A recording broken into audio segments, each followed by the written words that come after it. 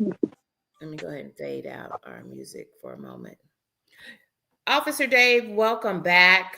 Glad to have you back for a second time because feedback was amazing from your time with us last night as we took a look at the verdict on the three police officers that were found not guilty on all 21 counts that they had been tried for in the state of Tennessee.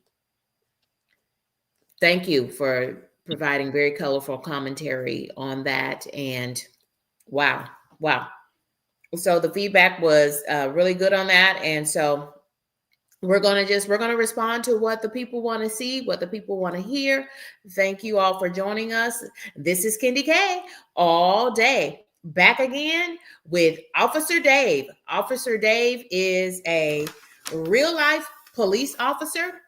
Officer Dave is a retired police officer with over 22 years as a public servant, as a police officer. Officer Dave, why don't we start here? What made you want to become a police officer? Well, growing up in the black community that I grew up in, I always wanted to make my community better. And I felt being a law enforcement officer was the best way to achieve that goal. I also wanted to give back to my community since I witnessed so many people take from it. Wow, that's a pretty um noble response. So you just kind of felt like a calling on your life, almost like a preacher, huh? Yes, Oh wow. Wow. I was joking, but I see that you do take that seriously. That's pretty amazing. So, Officer Dave, after 22 and a half years, would you do it again? absolutely.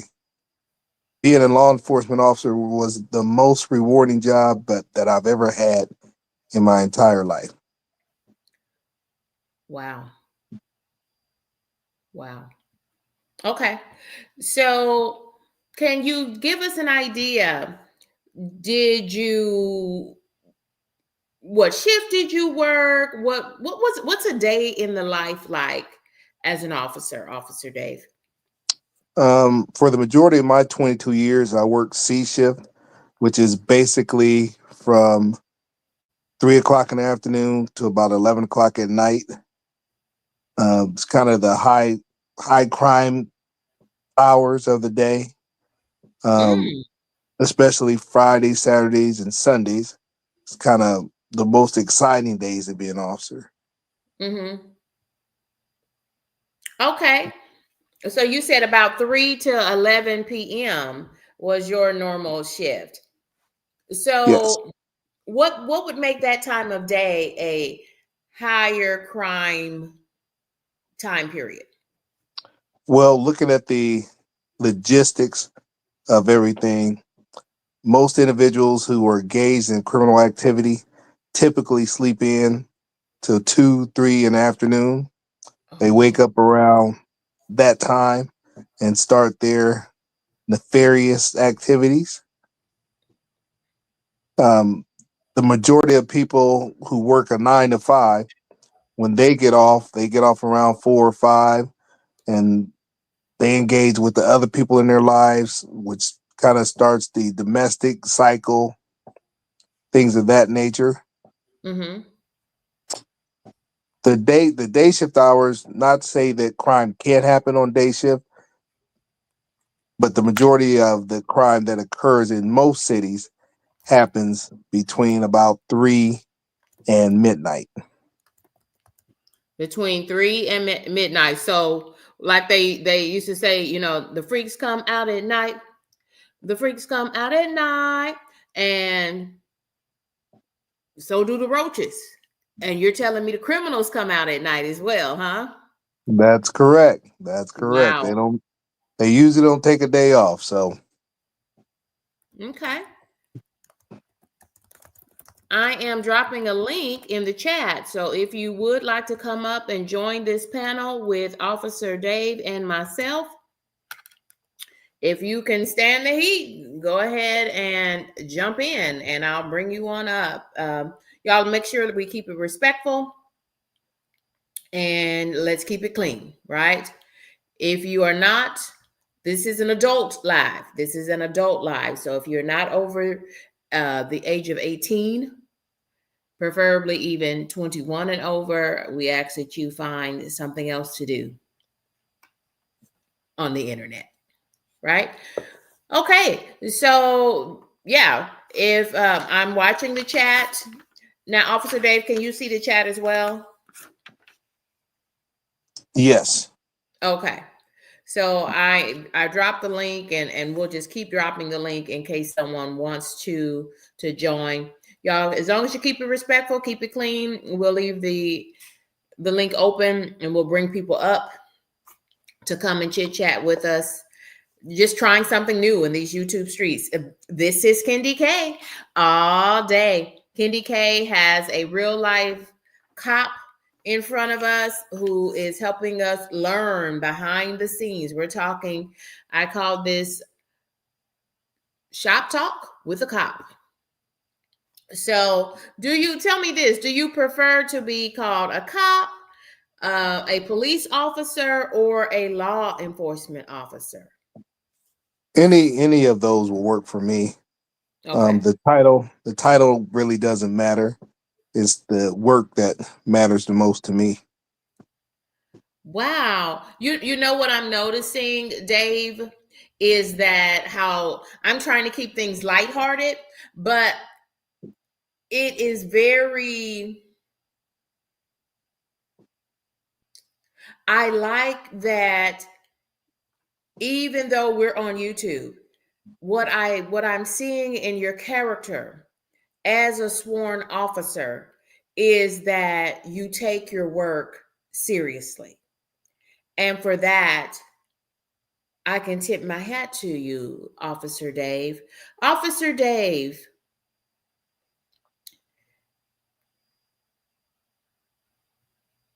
what do cops do when they're not at work? What do you do outside of your work as a cop? Well, most officers have families, kids to take care of, home to take care of. We're just basically normal people.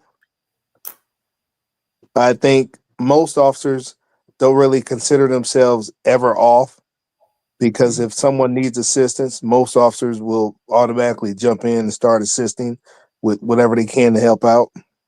Mm-hmm. Mm-hmm. You mentioned children, you mentioned your family.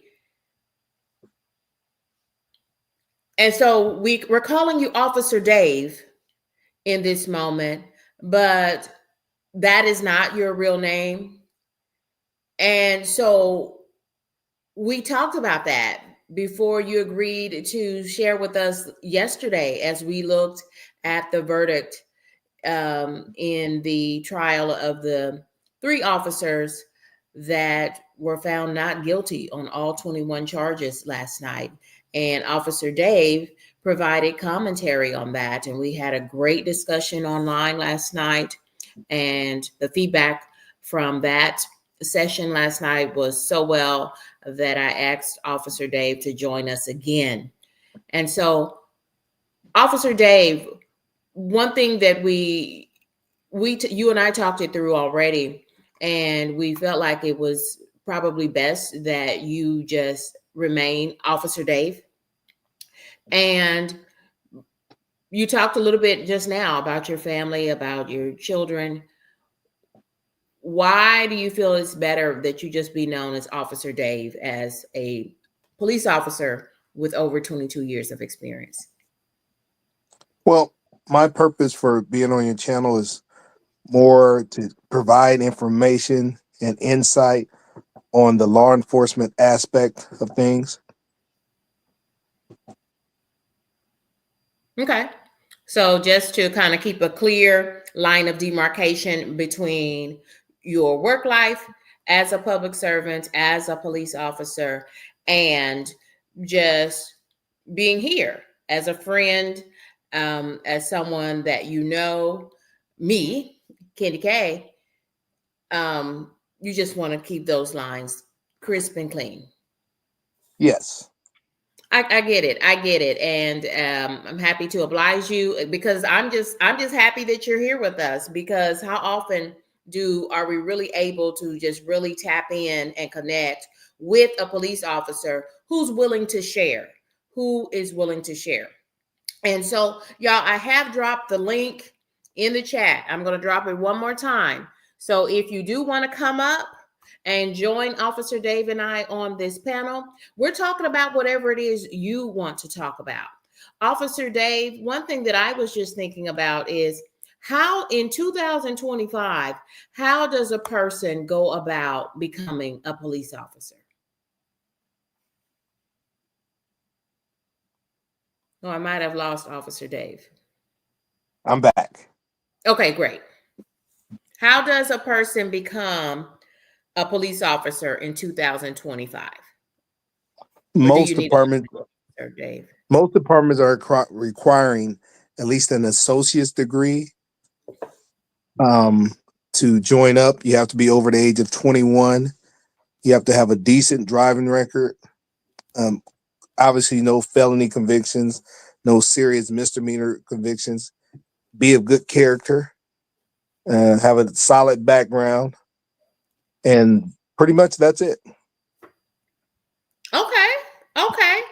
So I heard requires some college experience, at least an associate's degree, and that's typically what, halfway to a bachelor's degree, which is your first Correct. college degree.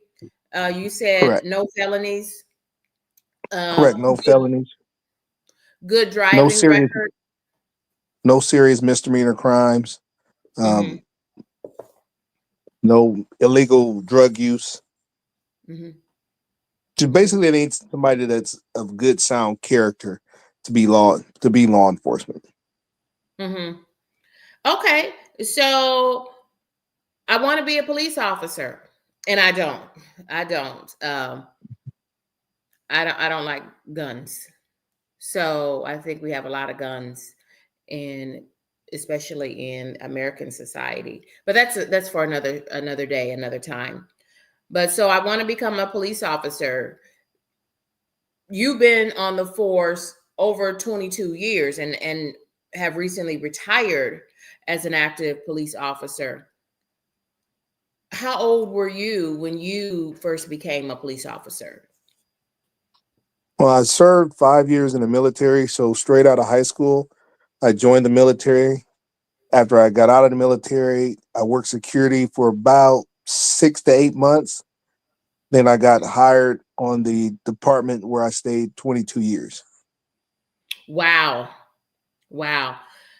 So a career in law enforcement is a pretty stable profession, is what I'm hearing. Yes. Because one thing I know for sure, it's pretty tough out here in this economy right now. When you think about corporate America,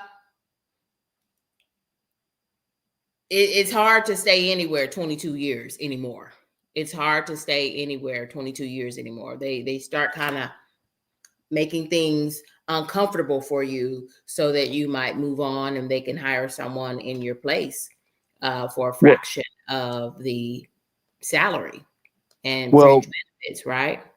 The good thing about law enforcement is there's a need, and there will always be a need for law enforcement. So it's not like any city can just say, today we're going to cut our force by 50%. Because the citizens of that particular city wouldn't stand for it. The mayor or the governor, whoever made that call, would most likely be ousted within the week. So law enforcement is definitely a stable career to get into, because the need is going to always be there. Because whenever a citizen dials 911, they do expect a response.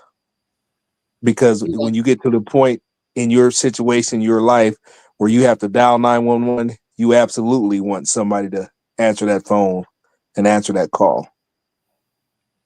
And they expect Of you to show course. up. Yeah, they expect you to show up in a timely manner. They're not going to wait 3 and 4 hours for an officer to show up. When you call 911, 90% of everybody that calls want an officer there instantaneously. Mm-hmm. I agree. I agree. I've had a couple of occasions throughout my life where I have needed to call 911, and you're right. I hadn't really thought about that all the way through. When I call, it's kind of a given that I need help from an officer, and an officer is going to be available. So you're right. It is pretty very stable profession.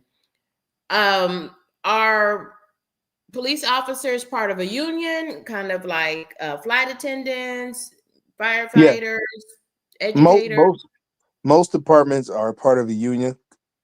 It helps stabilize the pay, job security, pension benefits.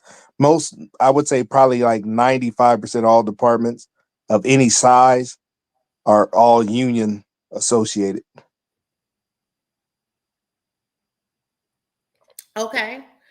Um, so union, that kind of just gives you, being unionized, that kind of gives you more job security. And as you talked about the pay and making sure that you all are getting good pay for your commitment to public service and Yes. things. So yeah, yeah. And so, and the other thing about it is in law enforcement, not to criticize any older officers, but law enforcement is a young man's game. Because when we're talking about dealing with the criminal element, um, and like I said, when somebody dials 911, they don't want an officer to show up that's 65 years old and having trouble getting out of a cruiser. They want an officer to show up who's fit, ready to fight, ready to deal whatever the situation is. They want that officer to handle it. Okay, another good point that I had not thought about. Thank you, Officer Dave. Y'all, we've got some friends in the chat. If you don't mind, hit that like button. This is Kendi K all day. Y'all, we've got a special guest on the panel tonight. It's Kendi K with Officer Dave. Officer Dave is a veteran police officer with over 22 years in the force and recently retired. And Officer Dave was with us last night giving commentary on the murder trial of Tyre Nichols, the three officers that had been in their state trial for those three officers. And it did not go the way that I wanted it. But those three officers had 21 charges against them, including second-degree murder, and they were found not guilty, all three of them, on 21 charges. But if there is a saving grace here, these officers had already been convicted on federal charges of civil rights charges, violating the civil rights of slaying Tyre Nichols, and also conspiracy. And Officer Dave, would you kind of cover what conspiracy is? I thought it meant, they tried to cover up their actions, but what is conspiracy? Conspiracy is when you plan with another person to commit a felony crime. And usually it takes at least two people to have a conspiracy charge. Okay. And so in the case of Tyre Nichols, there were a total of 5 officers who had received charges of killing Tyre Nichols because he is in fact dead, and someone is responsible for that death. But we know text messages were sent of his mutilated body. We know that some people used batons, some people stomped him in the head so hard that his brain separated from his skull. What they did to another human being is just savage. But then there was the cover up, right? And then there was also that Sky Cop, that little blue blinking camera on the light pole at the corner that captured all of it. It captured, or I should at least say, because it was dark outside, it captured enough of it. So we look forward to their.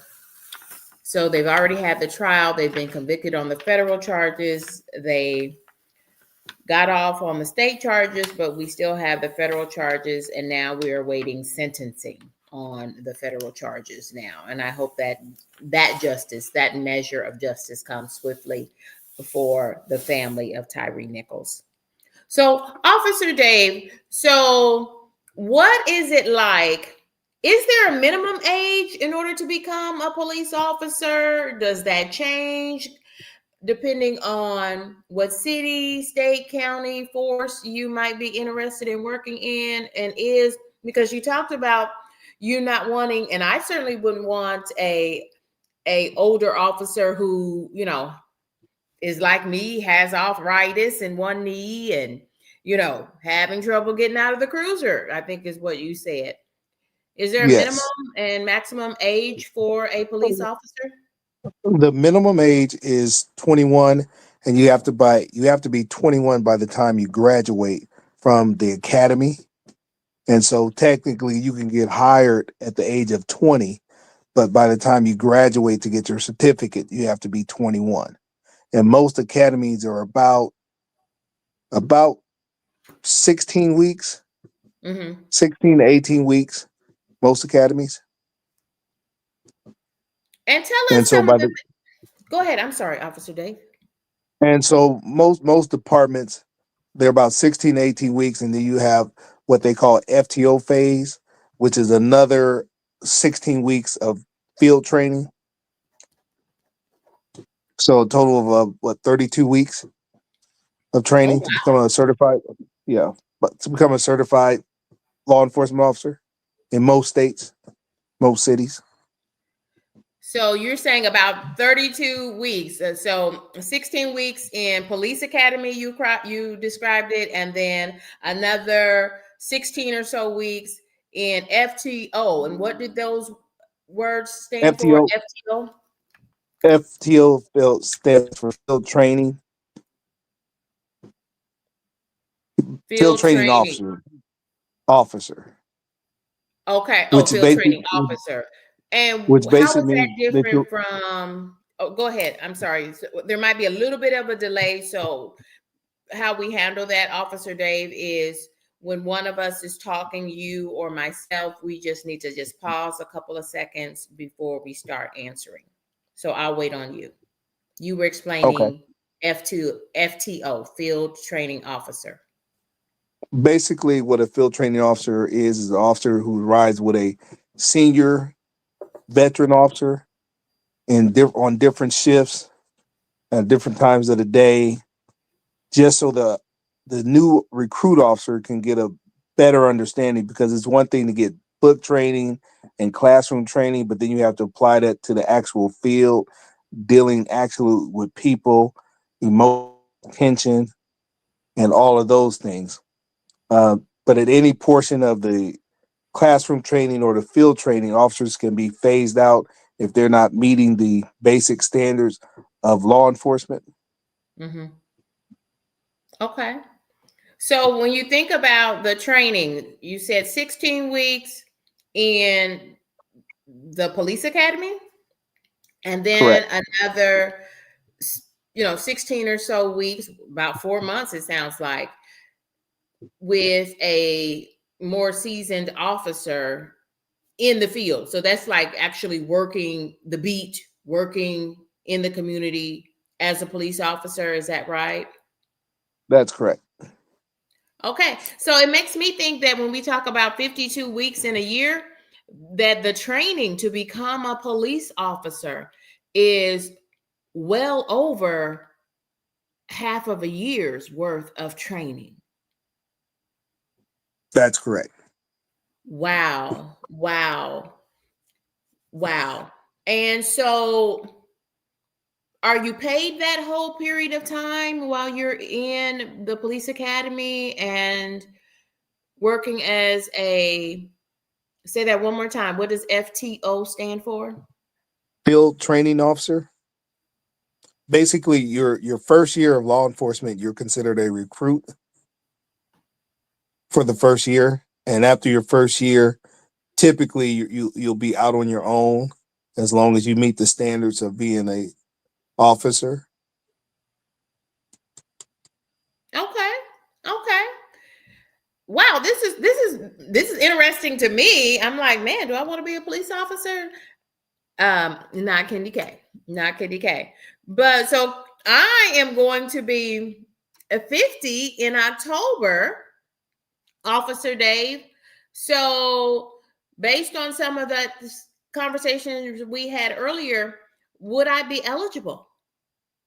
No, most departments cut off the age restriction at 45 Oh because, wow. like I said, that law enforcement it's a young man's game, and so if you come in at 45, typically you only have about 15 to 16 years left on the department, and because the investment by most cities into each individual officer is extremely high, they want to ensure that they get the full utilization out of that particular officer for 20 to 25 years.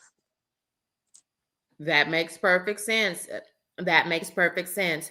Y'all, Officer Dave said that we can open this panel up if you'd like to come on up.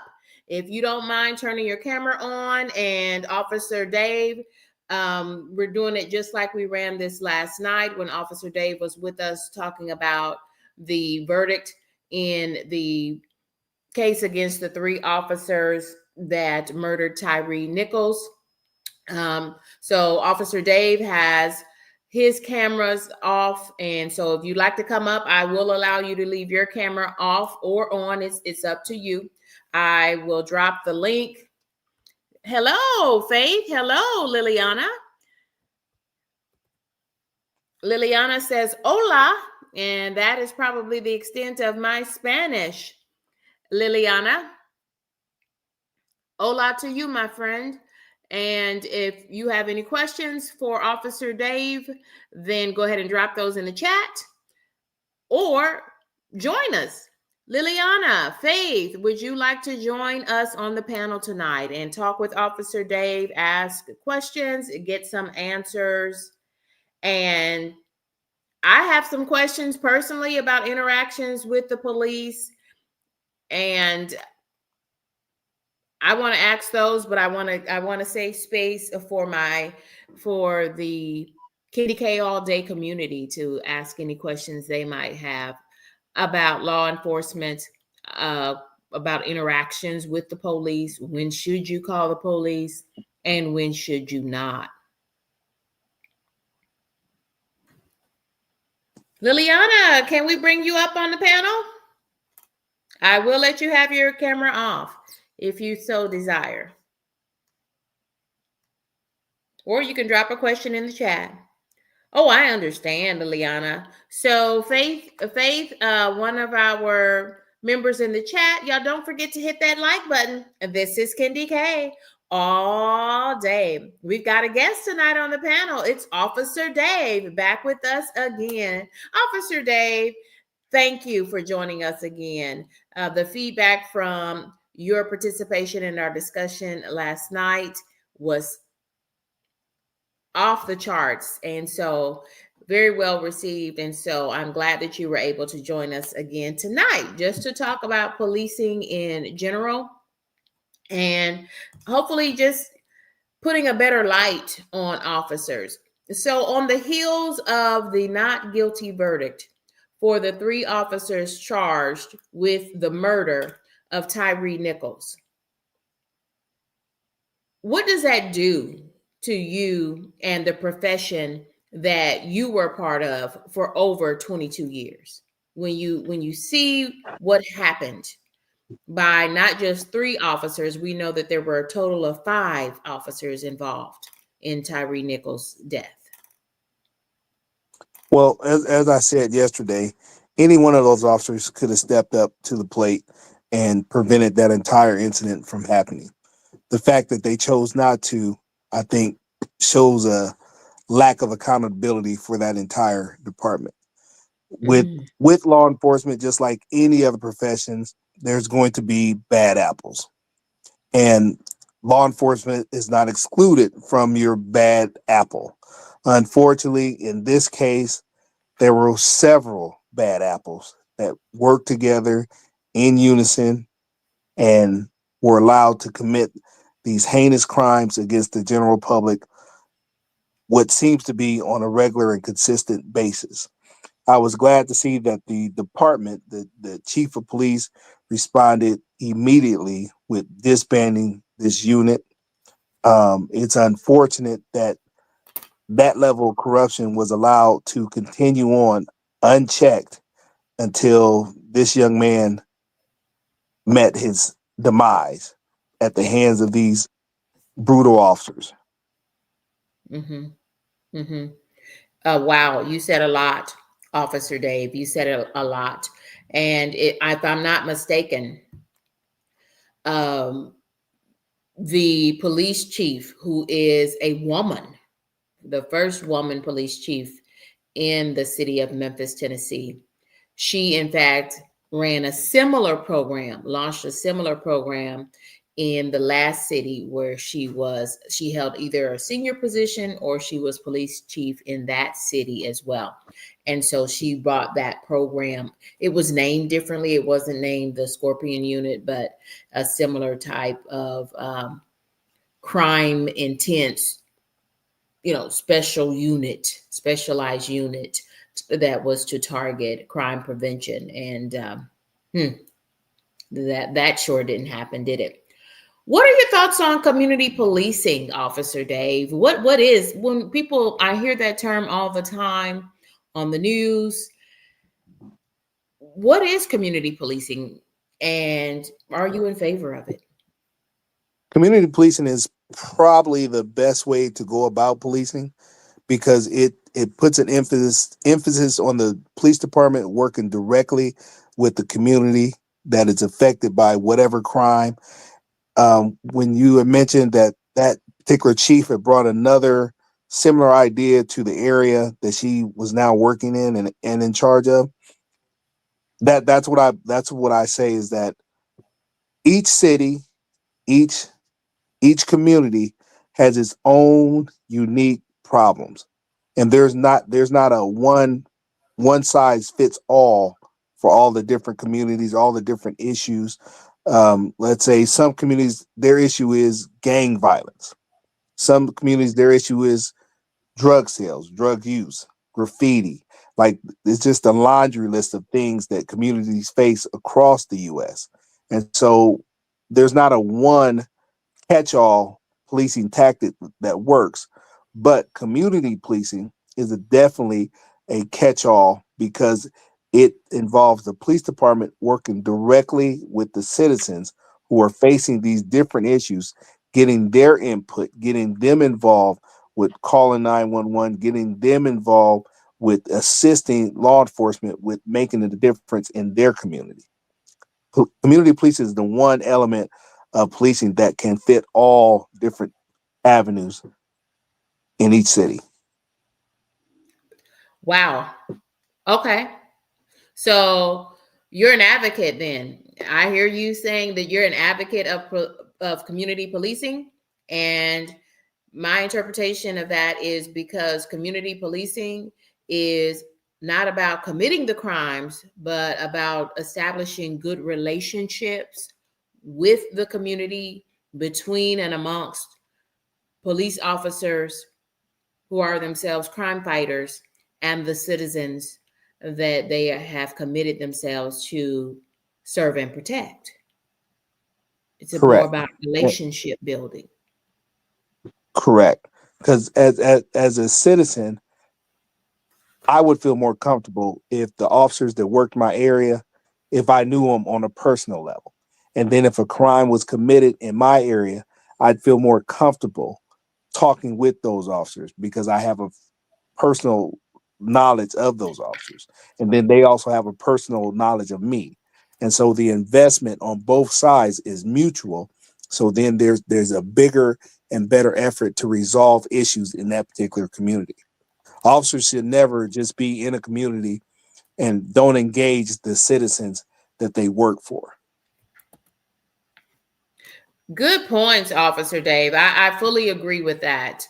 Um, yeah, yeah. I can agree with that. So speaking of, I call the police as a tax-paying citizen.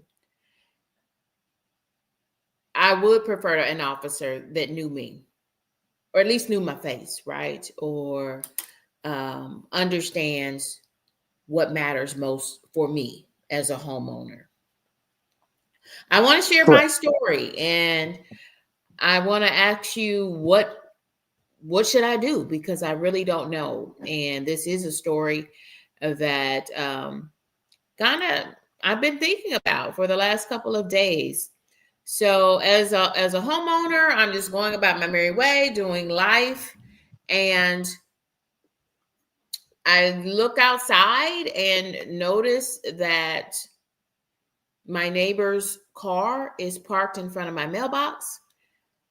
And I'm like, okay, are they going to stay parked there? Because if they do, I won't be able to get the mail, because the mailman, the little mail truck is not going to be able to pull up to the mailbox so that I can get mail.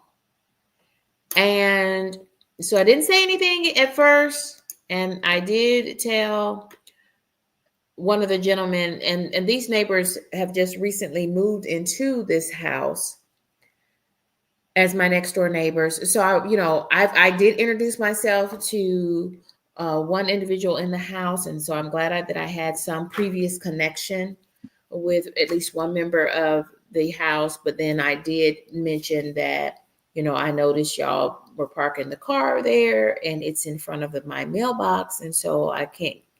The mailman won't, just kind of reminding them, because maybe they hadn't thought about it, that the mailman won't deliver my mail if they can't get access to my mailbox, which is at the curb of the street.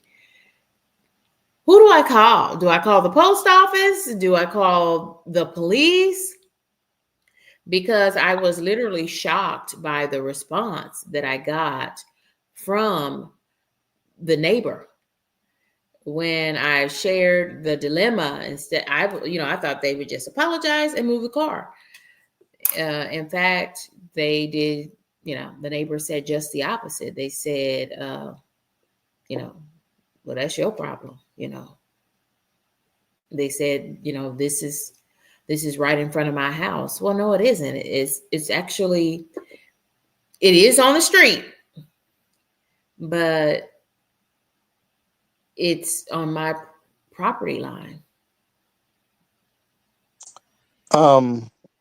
First off, I would just advise that parking on a public street is Hmm. 100% legal. You don't have Okay. to live in a particular area. Like if I chose to go 4 blocks away from my house and park my vehicle on a Hmm. public street, I'm well within my rights to do that. I don't have to have any association to anybody on that block to park on a public street. Just information. Okay. Secondly, I would apply the same concept that I spoke about regarding community policing, where if you have an issue with your neighbor, instead of just saying, "Hey, I'm having a problem with my neighbor," introduce yourself like you said you did. "Hello, I'm Kendra and Candy K. Kendi K, and I would like to formally introduce myself, get to know my Hmm. neighbors. I like to be friends with my neighbors." And once you kind of break that initial wall down, Hmm. and like all of my neighbors, I know all of my neighbors by first name. And so if I Yeah. have an issue, I can just, "Hey, so and so, can you do this for me? Or Yeah. can you help me with this?"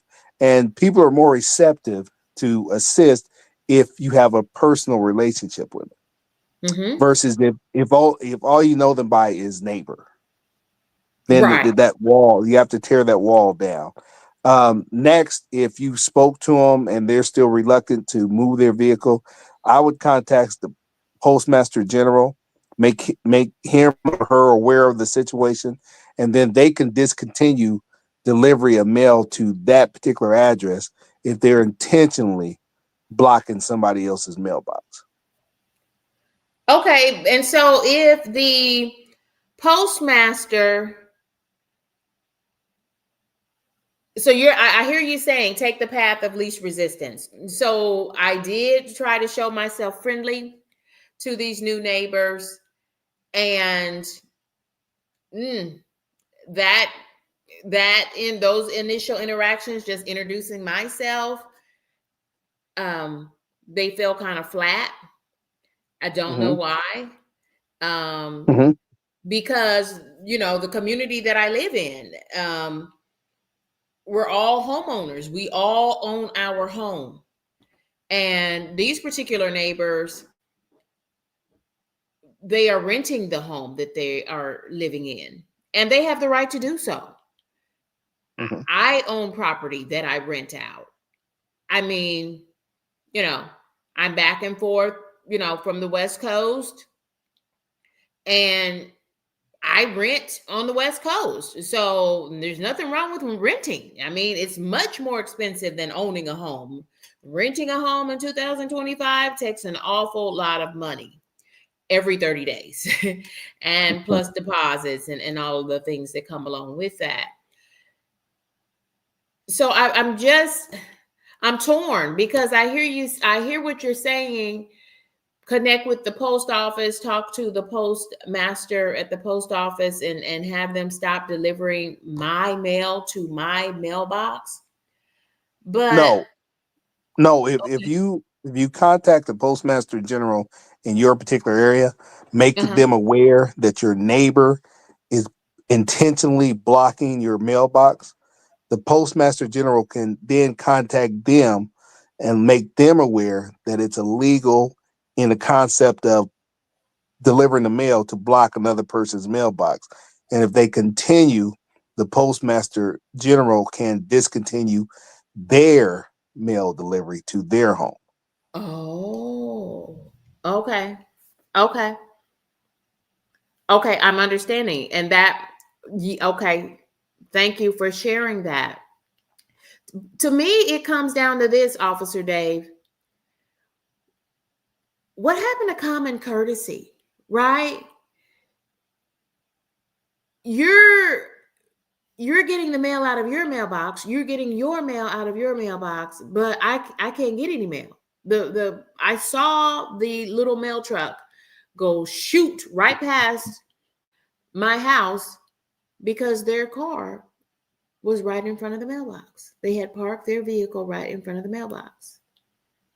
And then my new neighbor said, "That's on you. That's your problem." Well, it's not on you, and it's not just your problem because it's a federal crime to impede the delivery of the mail. That's a new word, impede. I'm gonna write that word down. Impeding the mailbox, blocking it. Right. It's a federal crime to impede the delivery of the mail.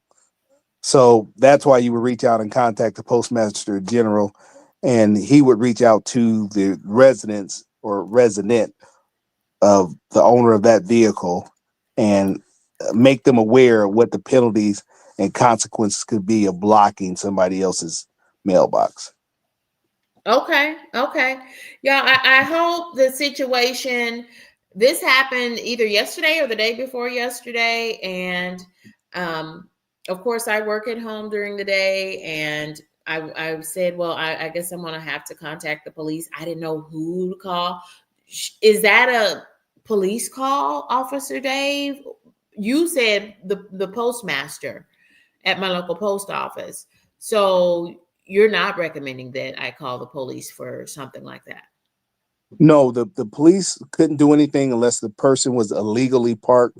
And by illegally parked, I mean a violation of city or state ordinance. The postmaster is in charge of the mail, and so that's a federal system. So the postmaster, they have their own law enforcement that addresses issues that you're referring to, and they would be the ones to take care of that situation. A Okay. police officer for the city or the state wouldn't have the authority to address impeding the delivery of the mail because it'd be a federal violation. Okay.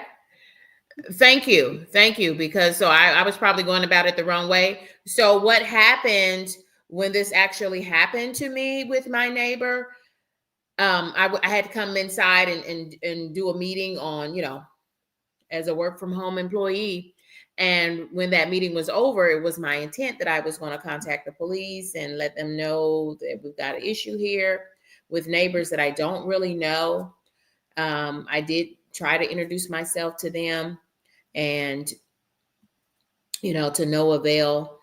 But during my meeting, they had in fact moved the car, and then for the last day and a half, the car has not been blocking my mailbox. So I hope that is the end of it, but something tells me that it's not. Y'all, I have dropped the link. If you have a question for Officer Dave about anything, we've talked about what it's like to start a career in law enforcement. We've talked a little bit about community policing.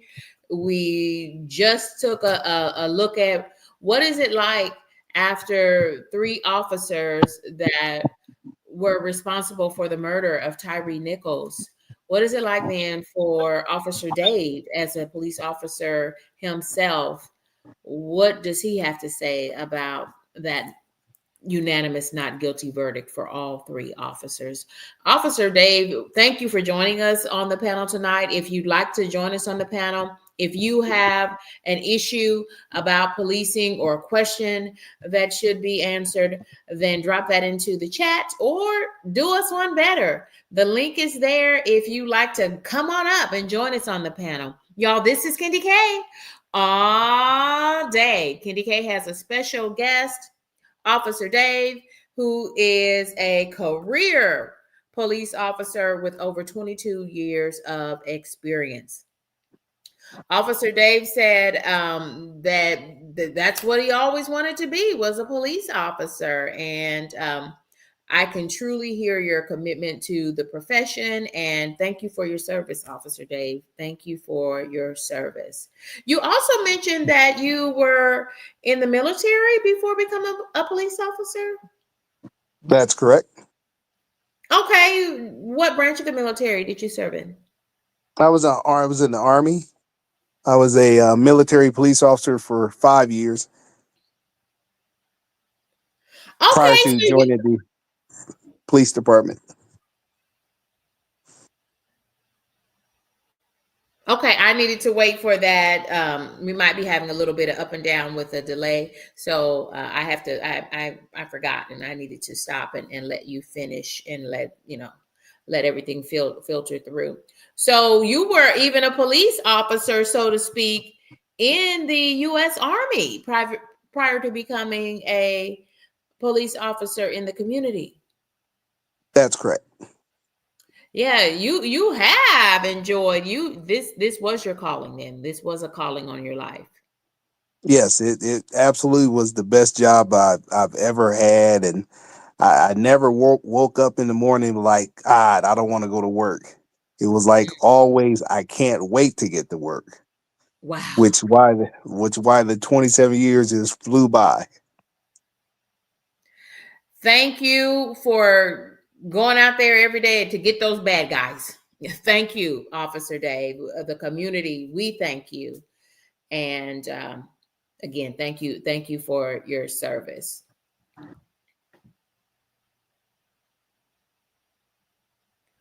Okay, Elevated Mindset, welcome in. Queen V is listening. Ranger Russell is listening. Y'all, thank you all for joining us. If you're not camera shy, the link is out there in the chat.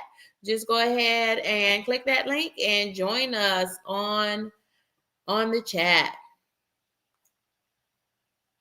Happy to have you, or just drop a question into the chat and let us know what questions you have for this decorated police officer with over 22 years of experience.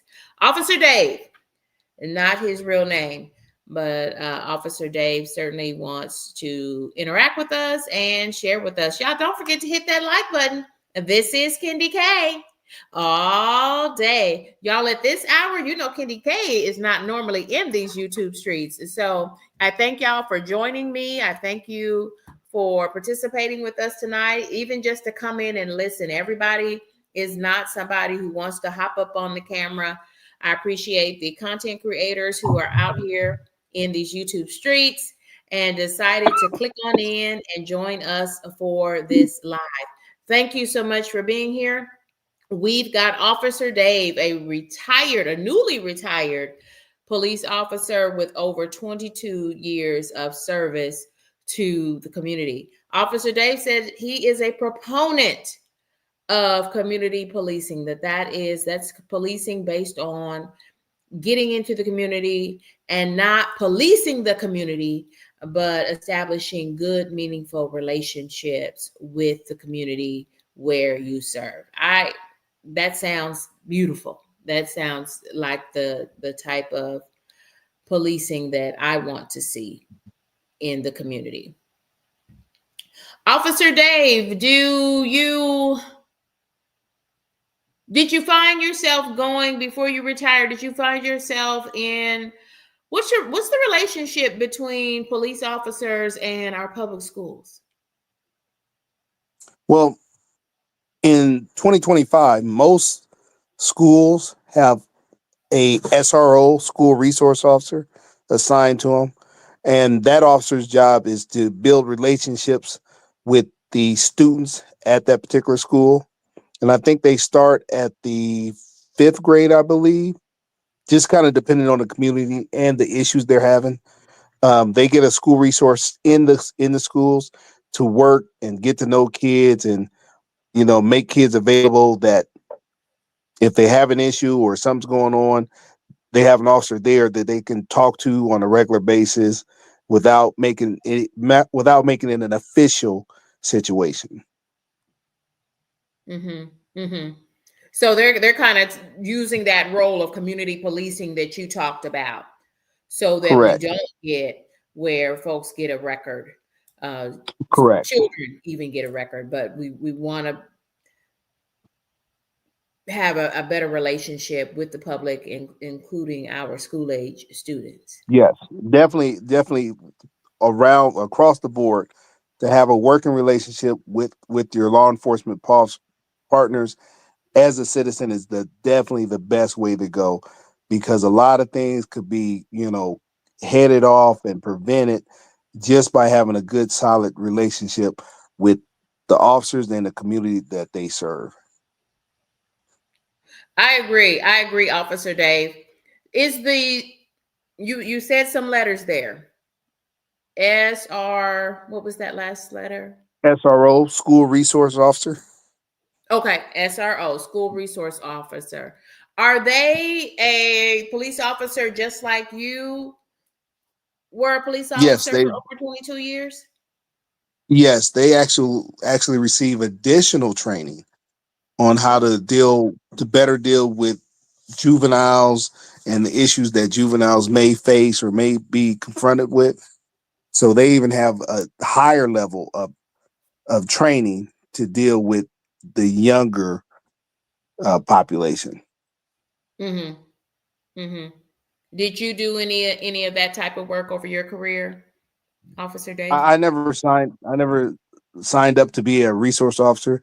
I felt my calling was to be one on one with the community out in the streets on a daily basis. That felt that was my calling.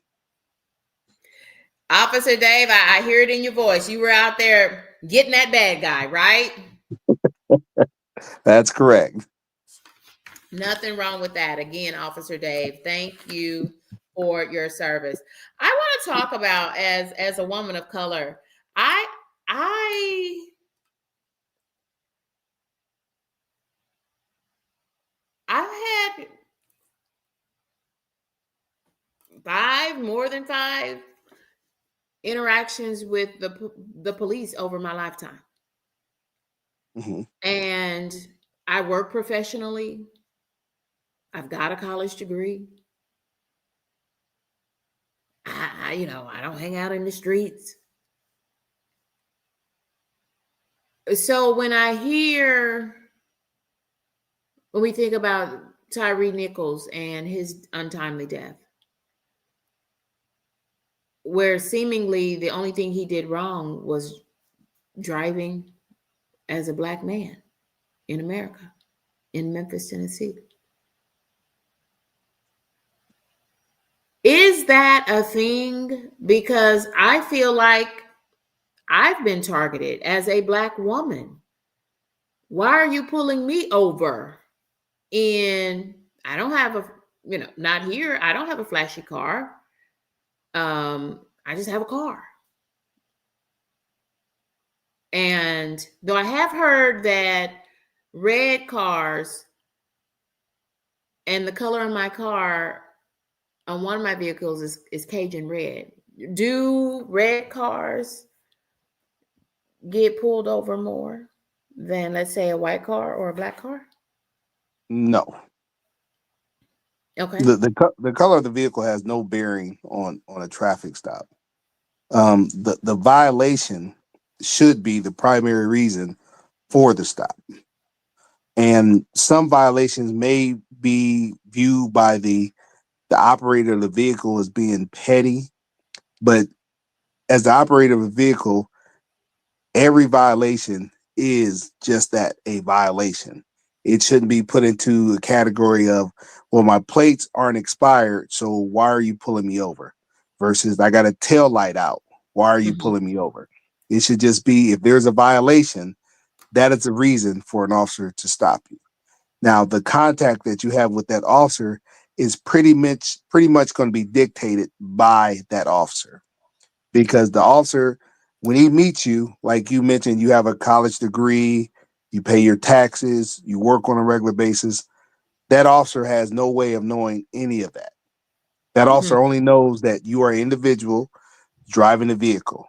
And so with that being said, the officer should treat every traffic stop the same, i.e., staying professional, being polite, and addressing the violation.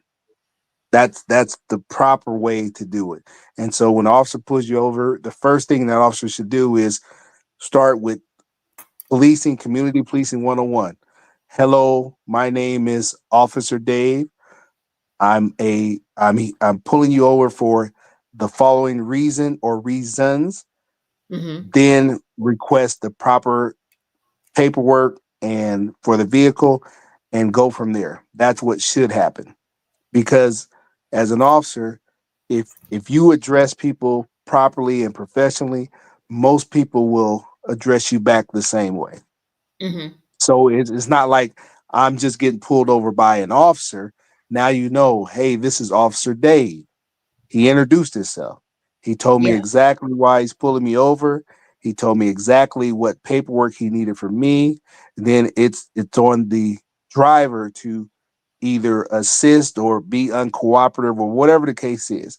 But if the officer stays professional throughout the entire contact, most of those situations should end peacefully, because you have to understand that on a daily basis here in the US, literally there's thousands upon thousands of traffic stops conducted, and only one out of every, let's say, 5,000 goes bad. Yeah. Thank you for reminding us of that point.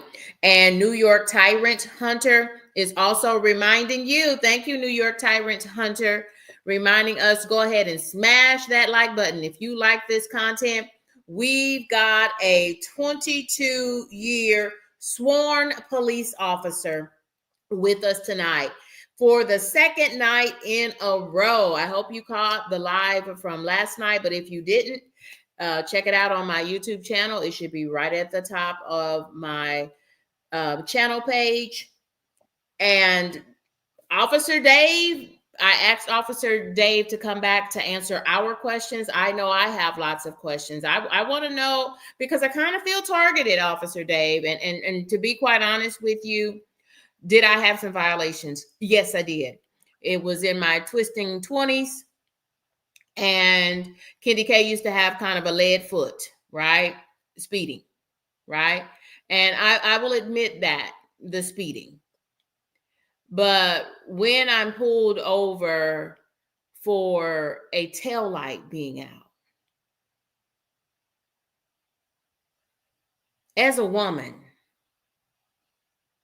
and in the case of that tail light being out, I literally had just had the tail light replaced. So I couldn't even believe when the officer pulls me over and says, "Do you know your tail light was out?" And I said, "What?" But I had so much anxiety, right? I was talking on the phone, hands free, of course.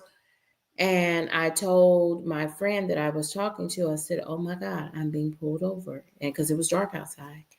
And I said, "I'm just going to, you just be quiet and maybe the officer won't notice the phone." And, I don't, I was scared because it was pitch black outside. And I couldn't imagine even what they were pulling me over because I knew I wasn't speeding. And when he came up, he said, "You had a tail light out." And then, of course, he asked to see my. Did you notice that as a police officer, people just being on edge or having anxiety? Because I don't know where 50. I'll be 50 in October, Officer Dave, and I don't know where a woman should have this many interactions with the police. And I will be very transparent and say that, yeah, I've stopped speeding. That's what I did in my twisting 20s. And so it's been years since I've had a traffic ticket, probably over 20 years. Well, That I like I keep was having saying that. interactions. I keep getting pulled over by the police. Well, like I was saying that officers are out to do a job that they're hired to do. So they're Mhm. not just out there willy nilly to harass people. They're hired by the city or the state to do a particular job. And unfortunately or fortunately, that job requires officers to stop individuals for traffic violations. And that's why I said don't as a citizen or the operator of a vehicle, don't attempt to put, well, my plates are expired, but I do have insurance, but I do have a license. Keep in mind, the officer won't know any of that until they make contact with you. And like I said, it's kind of on the officer to break the ice. And that's why all officers, when they contact the citizen, the first thing they should do is formally introduce themselves. "Hello, I'm Officer Dave with so and so police department. The reason I'm making contact with you is for the following reasons." Mm-hmm. Simple. It doesn't take much time to do that. And then that allows the citizen to know exactly who they're dealing with. It's not a total stranger anymore because they've introduced themselves. They know exactly why they're getting pulled over. And in your case, you said that you had just had the light repaired. It gives you an opportunity to say, "Hey, Officer Dave, I had my car in the shop just yesterday, It was attempting just to a get little the brake bulb, light." the bulb. And Right, like, so when he said that, I'm like, "You've got to be kidding me." I'm like, "I literally, yesterday I just took that in and they put a new bulb in." right. And then And he that's what I'm saying. kept right on though. He kept, and license and registration. Right. And so the officer is just doing his job at that point. And keep in mind that every contact with the police doesn't have to be a negative contact. Um, I don't know what that officer chose to do, but he has an option of giving a verbal warning, a written warning, a fix it ticket, or just simply saying, "Hey, I just want you to know your lights out and I don't want you to get pulled over by somebody else and they try to write you a ticket." Just letting you know so you can get it taken care of.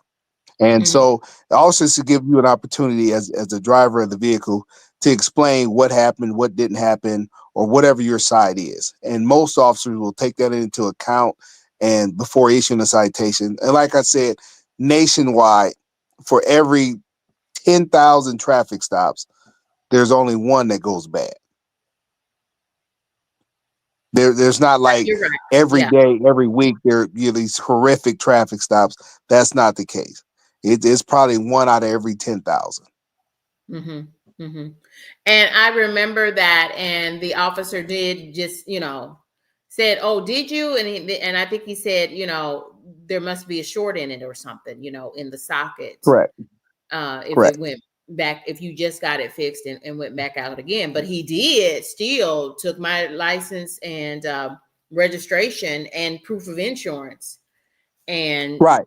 ran And that, and just re- I and guess. just remember that the officer has a job to do, that he's Mhm. hired to do, that he's expected to do, and checking people for warrants, making sure their license is valid, making sure they do have insurance.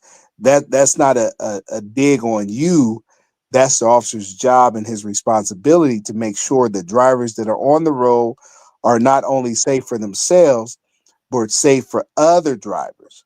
Because I know as me being a driver, I don't want somebody out driving around with a suspended license or a revoked license, no insurance, run into my car, damage my nice car, and they have Mhm. an old beater that they put Mhm. no effort into, that they Mhm. probably borrowed from a friend.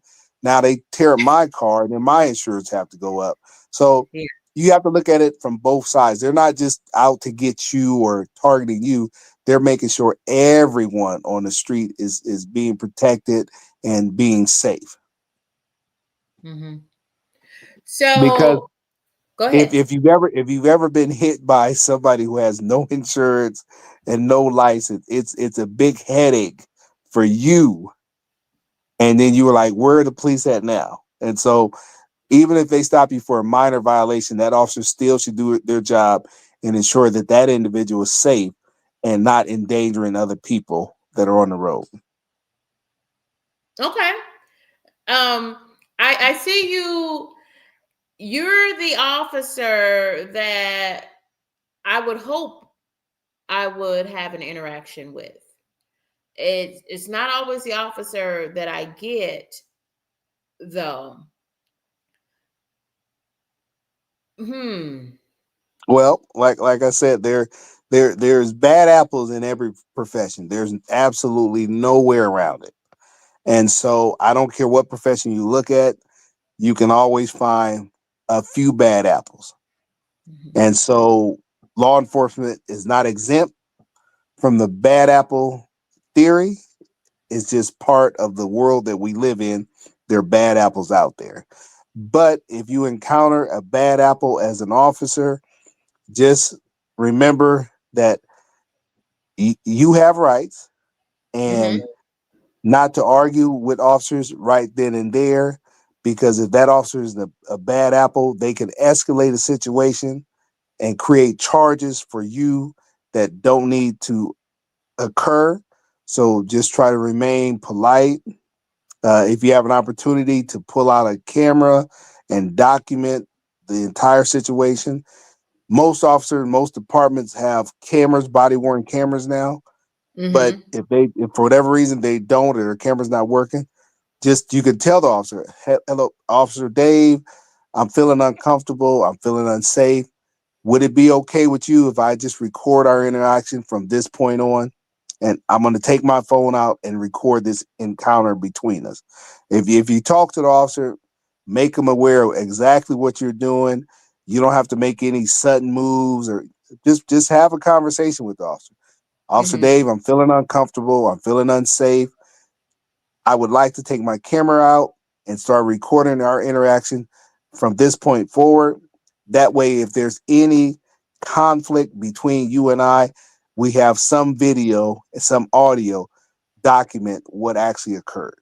Because cameras, contrary to what anybody believes, cameras do not lie. Cameras show you exactly what's being said and what's happening. Cameras don't lie. So why were those officers not convicted? I'm not going back there. I'm not going back Well, there. again, I would fall right back on if he had a jury of his peers that evaluated the evidence. I think you would have a different outcome. But when you have individuals who have a privileged lifestyle and Mm. base everything off of their privilege, then they look upon different groups as less than and value their life, their pain, their suffering differently. Officer Dave, you make some good points. Hey, ladies. Ladies of iTalk, y'all go ahead and hit that like button. This is Kendi K all day.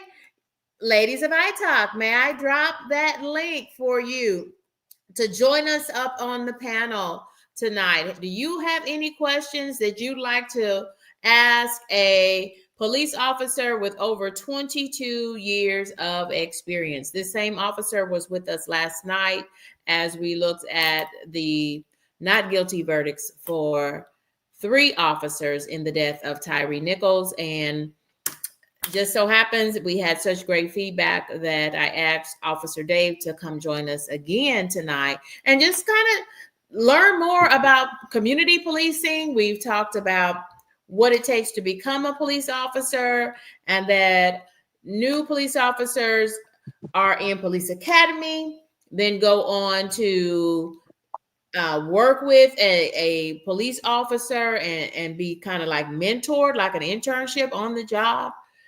Is that right, Officer Dave? The FTO training, field training officer. Oh, field training officer. Yes, that lots of letters in your profession, Officer Dave. Right? Correct. Okay. Yeah, I am going to drop the link in the chat. Feel free to hit that link if you are interested, y'all. As long as we keep it respectful, as long as you're over 21, come on and join us on the live. You can keep your camera off because Officer Dave says he said, hey, he has his cop life, and this is kind of like community policing a little bit, isn't it, Officer Dave?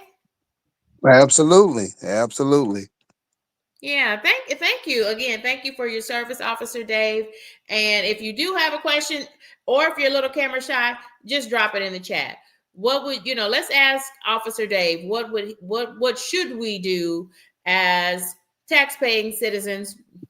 I love to say that, don't I? Yeah, we pay all this money in taxes. I want to be treated with lots of respect. I want an officer a younger officer. We talked about that a little bit. I found that very interesting, and it makes a lot of sense that you want an officer.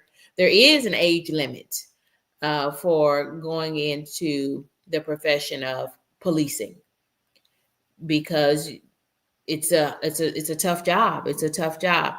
What do we do when we have a situation where we have our weapon?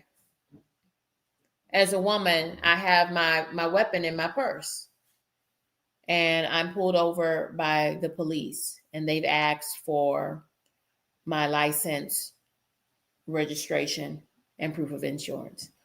What should we do to make sure that doesn't go left, Officer Well, Day? most officers understand that carrying a firearm, as long as you have the proper credentials, is not a crime. Like Mhm. officer, the very officer that you're referring to that's pulling you over, he has a firearm in his vehicle at all Yeah. times. And seeing a firearm should alarm an officer because they work with people every day, all day that have firearms.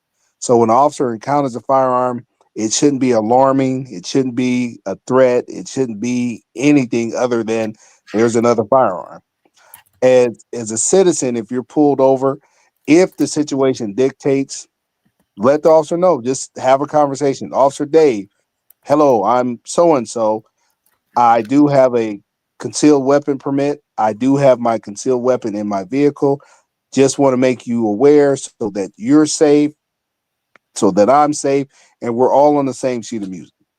And Mm-hmm. most often, they won't have an issue with that because they understand as long as you have the proper credentials and you have a firearm, that's not a situation where they need to be in fear for their safety or yeah, it's just part of the society that we live in. Most officers understand that. When you Mm-hmm. encounter an officer who, because you have a firearm, they're all of a sudden overly concerned about their safety, you probably encountered a bad apple. Right. So just know that, hey, if this officer is overly concerned about me having a firearm, he's got a firearm, something's not clicking. Officer Dave, I'm feeling uncomfortable with this situation. Would you mind if I take out my camera and just video this interaction between you and I because I'm feeling unsafe? Well, Officer Dave, I take exception to that. Okay. So I Mhm. have had that very experience. That's why I'm able to tell this story. And thank God Mhm. I'm able to live to tell that story. That I had my firearm in my purse.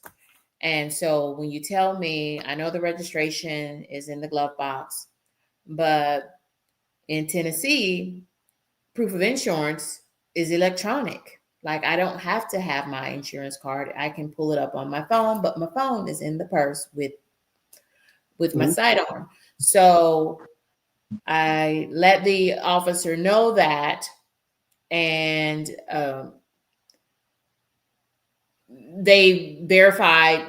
Oh, it's where is your weapon? It's in my purse, and you want me to give you my license, and I need to pull out my phone to show you proof of insurance on my phone.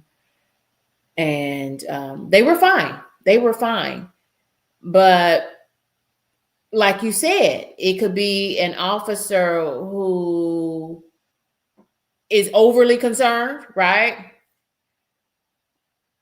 Or whatever their case is, right? They're not taking it with the path of least resistance. Like you said, officers, every officer has weapons, and they should not be overly concerned about that. Not in 2025. But when you sense that, you tell me, ask the officer, let the officer know that I'm going to take out and record the proceedings. But that again makes me have to go into my purse to do that. Well, God forbid, you know, that they could see that as an action and take my head off. Well, that's where I would have to disagree. Like I said, the biggest way to cut down on a Excuse me just a conflict. second. Ladies of I see your question, and as soon as Officer Dave has addressed this, your question is up next. Okay. Um, like I said, the biggest way to cut down on conflict between a citizen and the police is communication.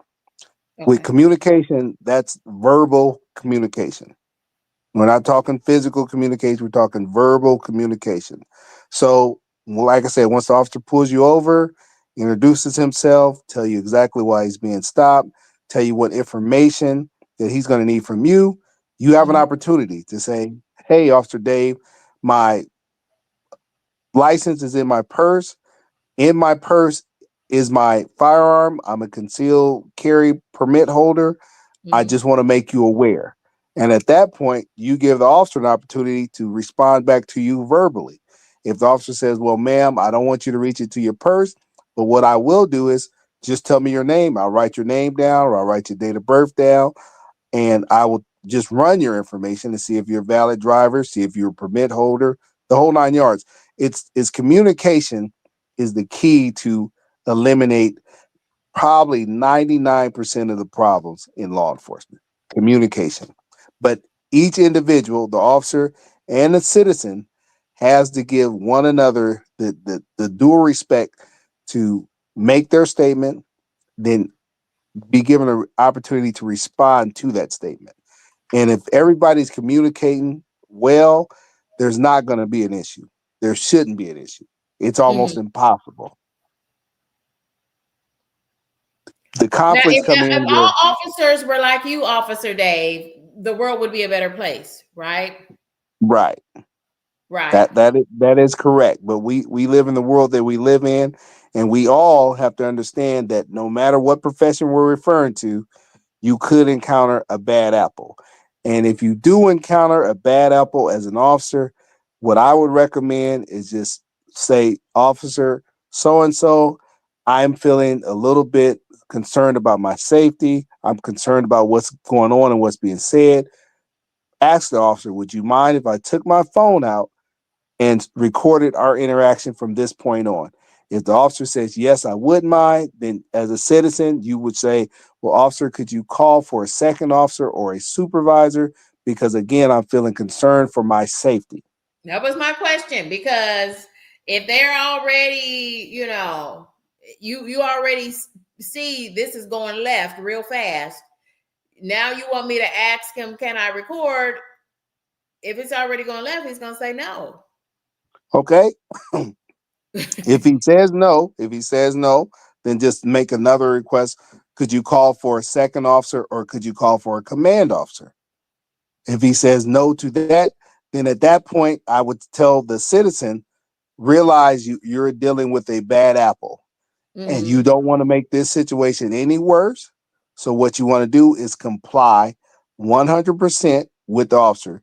Don't make any more requests of the officer. Just say, just at the end of the interaction, officer, could I please have your name and badge number? Because I'm going to make a formal complaint. And at that point, I don't even don't think ask. I would tell them, though, Officer Dave. I don't think I would tell them I'm going to make a complaint. Well, then that's the other issue. The reason you want to tell them that you're making a complaint is because then they're on notice that, hey, my conduct is going to be examined by another party. That makes them aware. So it's not a so then if they're doing something improper or something wrong, they're already on notice. They know I'm going to be called on the actions that I've done tonight for this interaction between me and this person. And so that may put them in a situation where they say, okay, I'm maybe overcrossing the bounds here. Let me step back, kind of regroup, because Mm-hmm. if this person complains, I don't want this to be said or this to be misconstrued. Mm-hmm. So Kind of put them and on notice a little bit. Yeah. right. And officers, like I said, most officers in most departments have body cameras anyway. Not to Mm-hmm. say they're always working because sometimes they don't. And that's why you just ask the officer, hey, would you mind if I record this situation for my safety, for your safety? Because I'm feeling a little unsafe about what's going on and what's being said. And if the officer says no, then make the next request. Could you call another officer or could you call a supervisor? If they say no, realize I am now dealing with a bad apple That's the and proof. I'm going to comply. I'm going to comply 100%. I'm going to follow all of their instructions, all of their directions to get out of this situation safely.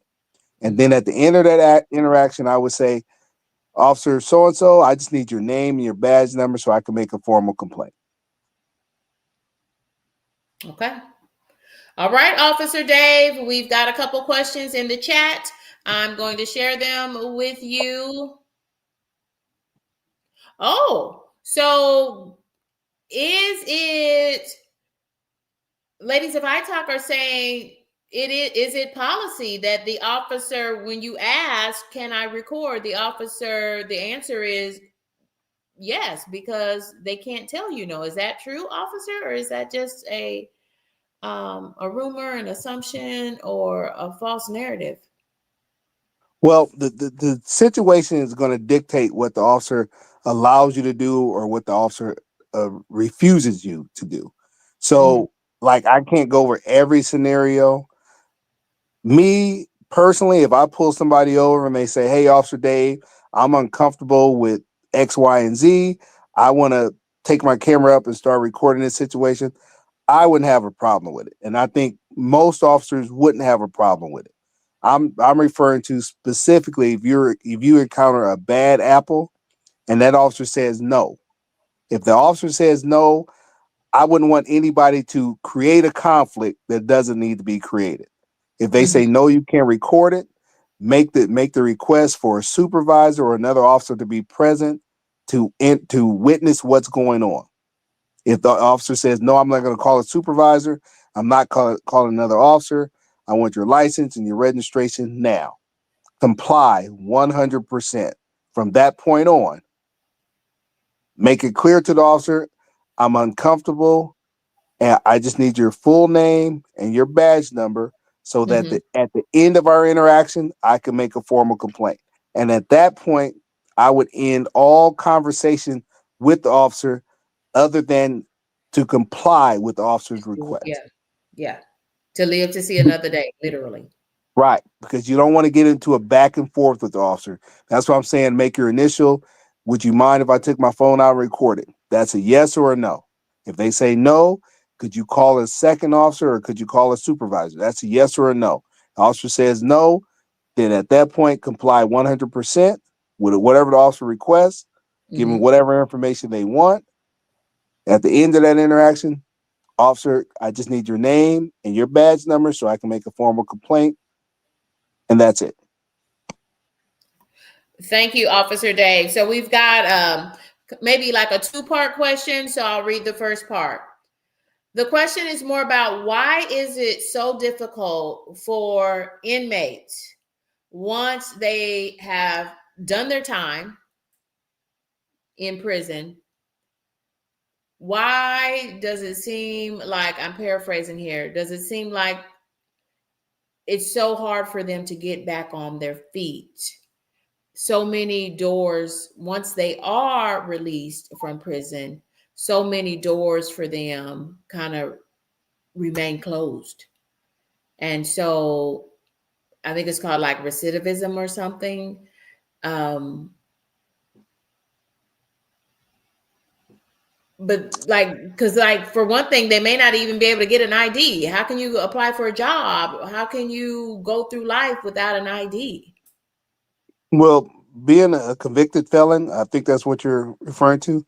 Being a Yes, convicted yes, felon convicted felon. would Yes. being a convicted felon will not prohibit you from getting any state ID or Mm-hmm. any state driver's license. That's untrue.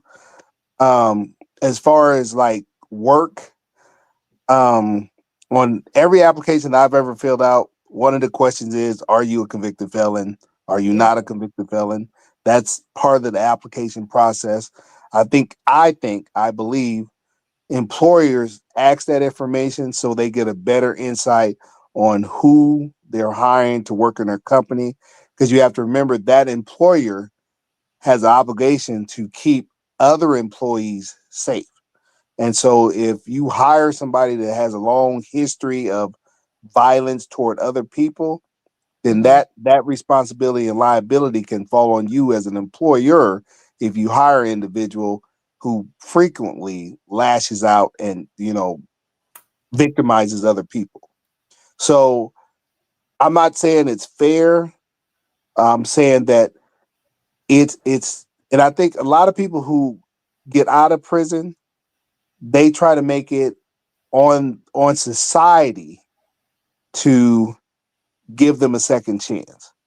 Mm-hmm. And in my opinion, society didn't put you in a situation where you found yourself. And so, since society didn't do that to you, it's on you to create a situation where somebody wants to give you a second chance. Not that they have to, because Mm-hmm. we all know nobody owes you anything in life. Mm-hmm. Mm-hmm. So it makes me, I'm looking at the questions. This is like a two-part question. The writer of this question, thank you, ladies of iTalk. I'm in finance and actually working with past inmates with establishing, for instance, their banking accounts.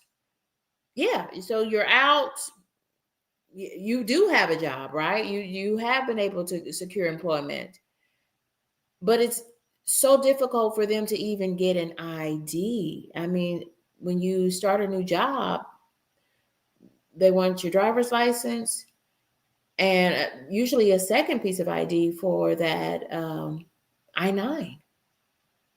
Well, like I said, it's being a felon does not prohibit you from getting a state ID. It doesn't prohibit you from getting a license. A license is a privilege to have, and so you have to meet, the requirements to get a license.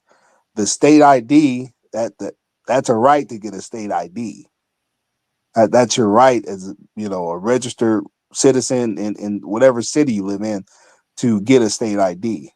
There's no Mhm. requirement to get a state ID. Like I think you have to have a birth certificate. Yeah, I, yeah. there there were there are requirements to get a state ID, but Uh-huh. they're not geared toward if you're a felon because every felon I know still has a birth certificate. Like because you get convicted, they don't rip up your birth certificate. Well, but it's at Big Mama's house, right? Right? Big Mama down in Mississippi, and I'm in Detroit. I just did a bid in Detroit. Right. But we have to keep in mind it's not for the state that you live in to bend the rules just because you left your birth certificate at Big Mama's house and then you served 15 years and Big Mama no longer lives at her house no more. That's not on the state.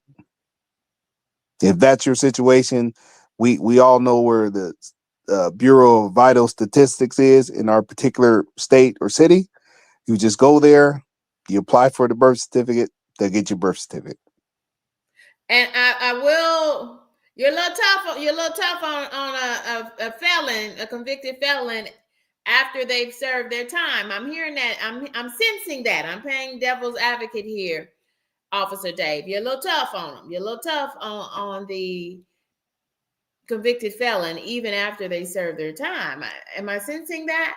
But when you say getting that birth certificate, it really isn't that difficult, friends, because as soon as folks get out, somebody puts a cell phone in their hand, right? Friends, family, give them a cell phone and cell phone number in most cases. That's a computer. These are very high tech computers in the palm of your hands. And I do have to agree with you on that singular point, Officer Dave, that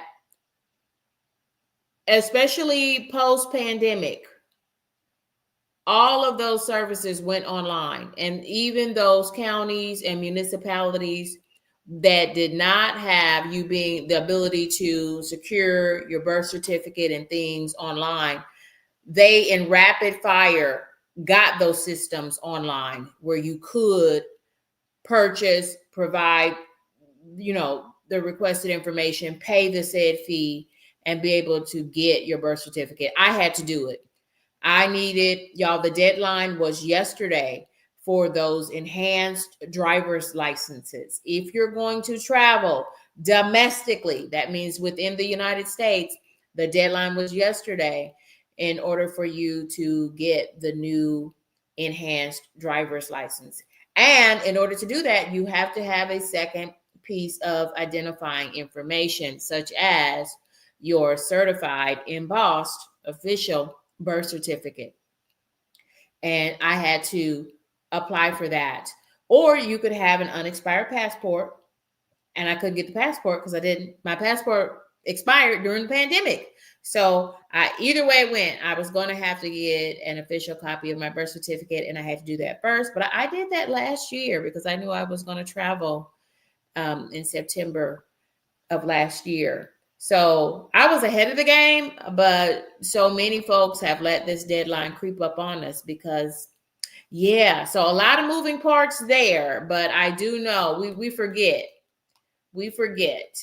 that this is a computer, and what better way to use it than to get what you need, like your birth certificate, and go through the steps. But you're right. I acknowledge, ladies of ITALK, that it is sometimes it probably feels like the system is working against you. Yeah. And so to add on to you saying me being a little tough on felons, I'm not tough on anyone. I would only say that if you are a felon, then the hoop that you now have to jump through is just a little bit higher. And so I think if, as an employer, if I have let's say I have two candidates, one Mm-hmm. candidate is, let's say, a high school graduate, let's say 23 years old, has no criminal background, and I need them to run my register, right? Then we Mm-hmm. have the next candidate who's 45, who has several felonies on his record, theft, robbery, those type of things. As an employer, I think we all would pick the younger candidate who doesn't have any criminal background. Not to say that that's a better person or a worse person, but just looking at the information we have available, we all would pick the person that seems more likely to do a good job and not create problems in the workplace. So I'm not hard on felons. I'm just saying that the bar you have to get over now is a little bit harder, not by something that the employer did, but by whatever you chose to do, whatever decision you made, Mm-hmm. you raised that bar. And it's not for society to lower the bar because you have a story to tell. You raised the bar, you got to get over the bar now. Okay. All right. It it's tight, but it's right, y'all. Well, according to Officer Dave, it's tight, but it's right. Wow, that's tight, Officer Dave. That is tight, but I do think you're probably right because that is how it does appear from the outside. That's why Kendi K stays on the right side of the law because Kendi K can't go to nobody's jail. Mm-mm. I'm sorry, or prison or whatever. I cannot. I cannot. Um, the ladies of ITAC are saying thank you, Officer Dave, for your service. And Officer Dave, I want to thank you for joining us. Officer Dave, y'all, thank y'all for being part of this conversation. If you have any questions, if you want to join us on the panel, I'll drop the link one more time. And as long as you keep it respectful, we can all be in here playing and talking and vibing together. This has turned out to be a great discussion. Let's talk about a little bit about mental illness because um folks have got a lot of problems nowadays, and we see a lot of negative interactions with the police that involve someone off their meds or with some mental issues. How has that affected policing, Officer Dave? Well, most departments have a critical response unit that unit is specifically involves mental health therapists that respond with police. And so not every situation requires law enforcement interaction. Mm-hmm. Some situation where somebody's off their meds, as long as they're not a danger to themselves or a danger to others, they just need to get back on their meds. And that may involve, finances or just getting a ride to the clinic or whatever the case is. And Mm-hmm. those individuals respond to those situations with law enforcement or possibly on their own, as long as the individual is not a danger to themselves or a danger to others. And so mental health is prevalent in every community. And so not every situation requires law enforcement to respond. So the departments have created units that specifically deal with individuals that go through mental health issues. Okay.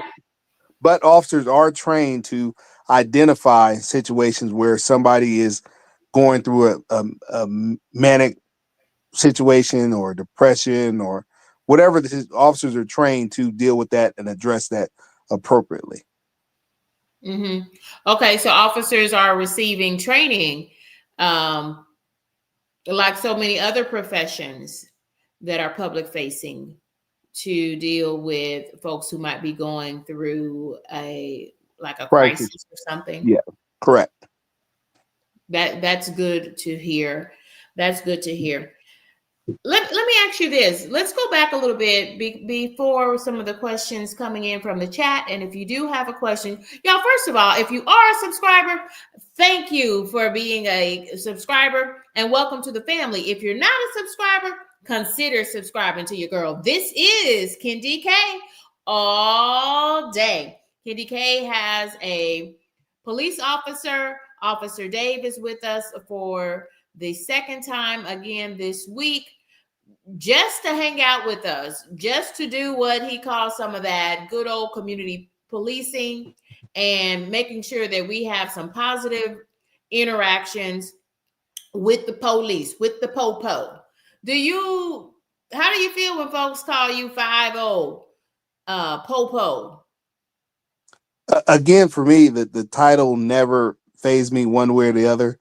For me, it's all about the work, the good. It's all positive. So for me, people can call me 50 Popo. It doesn't matter. I don't take it as a dig. I don't take it as, a negative thing. If we're communicating, that's progress. That's moving in the right direction. Okay. Mm-hmm. Okay. Well, happy to hear that. Happy to hear that. Am I the only one? I've talked a little bit about my experiences with the police, and I've had an experience. I've had two occasions of that where just being in my neighborhood. So I would call it driving as a Black woman. Why am I being pulled over? Why are you questioning me being in this neighborhood? This is my neighborhood. Had you not pulled me over, I would already be in the garage at my house in my neighborhood. Well, I'm just immediately filled with anxiety. Well, like I said, you may have encountered a bad apple. It's not law enforcement's responsibility or obligation to ask you where you're going or where you're coming from or where you're headed to. That's not a law enforcement answers. Officer Dave though, but they asked me the questions, and you said give them what they want, right? Because I know that I'm encountering someone who's at the very least biased, if not a racist and a bigot. Well, and that's what I'm saying is like we have to be able to communicate. So if an officer asks you, where are you going? That's a question. Right? Yeah. You can respond with however you choose to respond to that question. How would you respond to it, Officer Dave? If the officer asked me where I was going, I would say, Officer Dave, why do you need to know where I'm going? Officer Dave, you pulled me over for a tail light. What can I give you so that you can issue me a warning, a citation, whatever you need to do so we can continue this traffic stop? You don't have to be smart. You don't have to raise your voice. You don't have to be disrespectful. But you just said don't answer him. Like you just gave an answer that no. If the officer asks you a question, the officer is expecting an answer. Okay.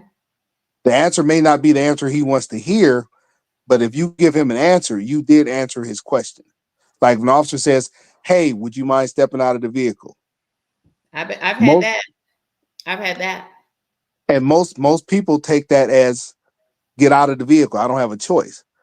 But the officer did ask you a question. Would you mind stepping out of the vehicle? That's a yes or no question. Yes, I do mind. That may not be the response that the officer wants to hear, but you did answer his question. And then leave it on that officer to take, if he chooses to go farther, let him explain why he wants you to get out the vehicle. And if he says, I would like to get out the vehicle for my safety and yours, or whatever that officer chooses to say. And then you can follow up and say, well, I don't mind stepping out of the vehicle, but could you call your supervisor so that I can further understand why you need me to get out of this vehicle?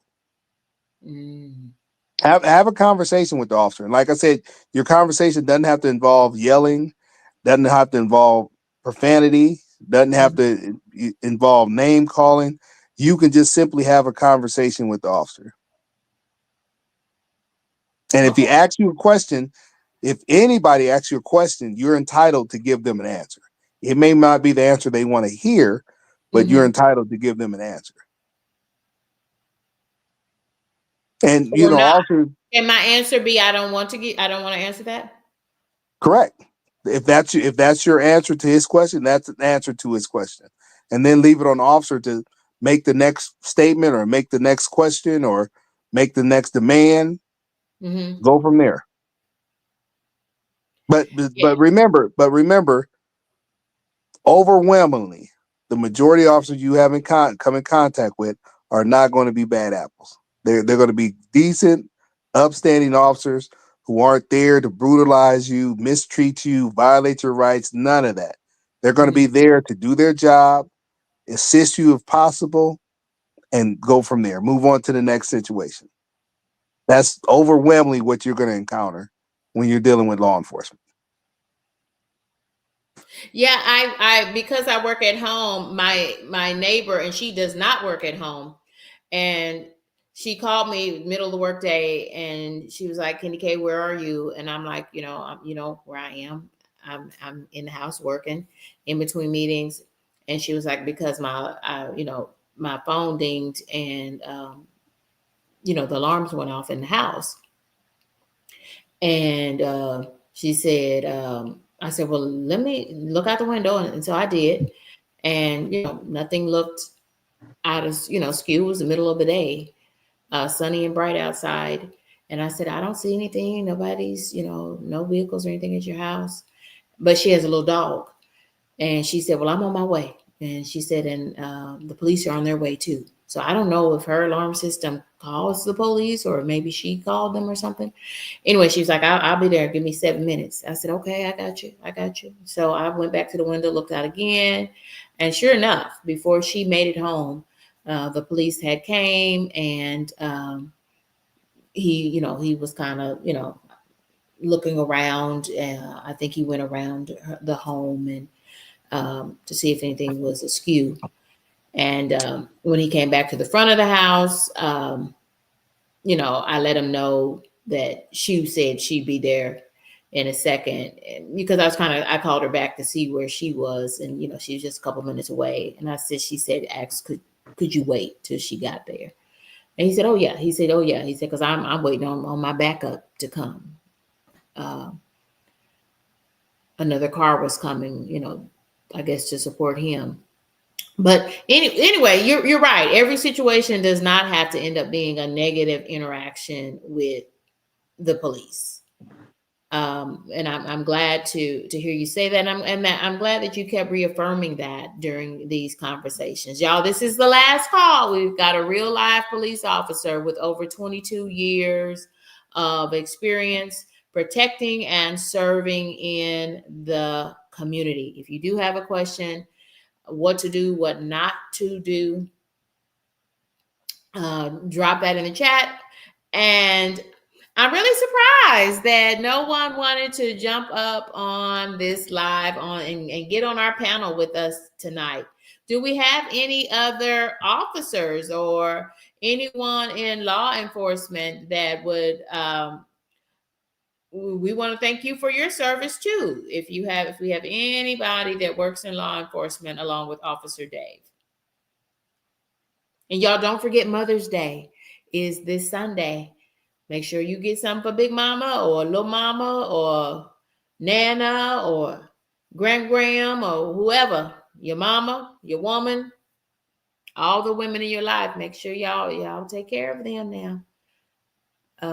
Y'all, this has been a great time, y'all. We have been on this live. We're gonna take about 5 or 6 more minutes to wrap up the conversation. Wow, we have covered a lot of content tonight, all about policing. And you know what, Officer Dave, I'm glad we did do a second night, because y'all, my heart was heavy yesterday trying to make sense of 3 not guilty verdicts in the death of Tyre Nichols. And not only not guilty, but not guilty on 21 counts. They were not convicted of anything at the state level. I just have to block it out of my mind, because it just doesn't seem to make any sense for me. It just does not.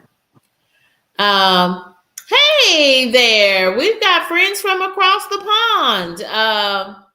Mama, where are you at? Mama is in Africa, the continent of Africa, but the country escapes me. Share where you are with us. We are talking policing in the U.S. tonight with a police officer, a newly retired police officer of over 22 years. Last call, y'all. This is first call for last call. Y'all know how they used to do at the club? I'm doing just fine. I'm doing just fine. I'm going to go wash my face and brush my teeth and put my jammies on and get on in that bed. After this will be a wrap for me. Y'all, I've got another special live coming up in the morning at 7 a.m. Pacific time. That's 9 a.m. Central Standard Time and 10 a.m. tomorrow with a woman of color, a professional who lives in and works in Switzerland. Y'all, I'm so excited to interview Reed the Explorer. She is going to be talking about navigating internationally, not just traveling. Like I went on a Greece adventure for 10 days, but she lives and works abroad in Switzerland. So we're going to hopefully learn a lot about her experiences tomorrow, and look for that live tomorrow if you're able to join us for that. I am really looking forward to that. Are there any other questions? Are there any other questions, comments, or concerns? Y'all drop some hearts into the chat for Officer Dave. Let's show Officer Dave our appreciation for supporting us tonight, answering our questions, engaging us in some really good conversation about community policing, about when folks have served their time, reintegrating, I think is a good way to put that, reintegrating back into society after doing time, being able to find the resources. What is the role of mental illness in policing now, and how are folks being prepared for that? Ooh, we talked a lot about camera use. And remember that your own cell phone is a really valuable camera when you are pulled over by the police. Yeah. Is there an occasion, Officer Dave, when, like, for instance, I was running errands today and happened upon an intersection and a pretty serious wreck. I could tell just from looking at the vehicle, one of the vehicles, it was a multi-car wreck, that one of the vehicles was totaled, because most cars are totaled now. They're kind of just made of fiberglass, and it doesn't take much for them to be a total loss. What should we do if we get into a wreck with another vehicle? What should we do? What should we not do? And then that'll be our last question. What you should do is ensure that everybody in your vehicle is okay. Next, check on the occupants of the other vehicles that are involved. Mm-hmm. Once you do that, contact the police, especially if a vehicle is totaled. Some cities are moving away from responding to non-injury accidents where the vehicles are movable, because they're getting away from it. It takes up the resource of officers investigating accidents, and typically that's more of an insurance situation rather, Mm-hmm. between insurance companies to get that resolved. The whole insurance industry is a whole nother conversation, but most bigger departments are getting away from sending officers out to minor traffic accidents where no injuries are there and present, and you just need the other driver's information. So should you tell them even if there aren't injuries? Because I don't want to be engaging with folks when they just hit my car. So I know I'm not at fault. They hit my car. Well, and that's what I'm saying. Each situation is going to dictate what needs to happen or what don't need to happen. If you have a minor collision, well, let's say with less than $1,000 worth of damage to your vehicle, if Mm-hmm. you're comfortable with the other driver and saying, okay, hey, I need your license, registration, and insurance, document that information. And with cell phones, all you have to do is lay it on the car, take a photo. You don't have to even write it down anymore. You can take a photo and you got their license, their registration, and insurance. But prior to leaving the scene, if you're going to just exchange information, I would contact the insurance company that they're presenting and verify with that insurance company that the policy they're presenting covers them as the driver, the vehicle, and is valid. I would do that in every situation. Right there in the middle Um, of the street. right there in the middle of the street, because if there's an accident, you're Mhm. already blocking the street. So I wouldn't stand in the middle of the street. I would get off to the side on the sidewalk and contact that insurance company and see it just to verify that that insurance is valid, because a lot of people will pay their insurance premium just to get the Mhm. insurance card and then cancel because they don't make the monthly payments. But I thought you weren't supposed to move the vehicles. Again, in most cities, most major cities, most Mm-hmm. large cities, police departments are not responding to minor property damage accidents. They'll tell you once you dial 911, if the vehicles are movable, if there's nobody injured, they're not going to respond. It's your obligation, your duty as the driver to exchange information with the other driver. Now, if the other driver says, like we were talking before, hey, I ain't got no license, hey, I ain't got no insurance, Or worse, I'm they pull leaving. off. What if they pull off, hit and run? Well, well, if they hit and run, then the department has to come out because that's a different situation. They don't respond to minor traffic accidents where nobody's injured and the vehicles are movable. If you change the scenario and say, yes, the vehicle hit my vehicle and then drove off, that's something totally different. They're going to send an officer out for that because that's a Okay. whole nother crime. Mm-hmm. So it Okay, I just got. kind of go right ahead. I'm sorry. It's the lag, a little bit of a lag there. Welcome in, Queen. Welcome in. This conversation is coming in to an end, but we were ending on the question of what should we do if we find ourselves in a fender bender, and we're learning that nowadays in bigger cities, no officer is going to show up if no one was hurt. They're going to tell you to exchange information with the other party and go about your day. So, but your insurance is going to want a police report, Officer Dave. Well, and the thing about it is, insurance companies are aware that most major cities are not taking police reports for minor traffic accidents where nobody's injured and both vehicles are movable. That Mm-hmm. insurance companies are aware of that. So they're not asking for a police report every time. They may ask you to call just to verify that either that particular department that covers that area, they're going to send somebody out or they're not. Um, Insurance companies would still rather have a police report to go along with the accident, Right. but they're accepting the fact that it's 2025 and that's no longer going to be the case in every situation.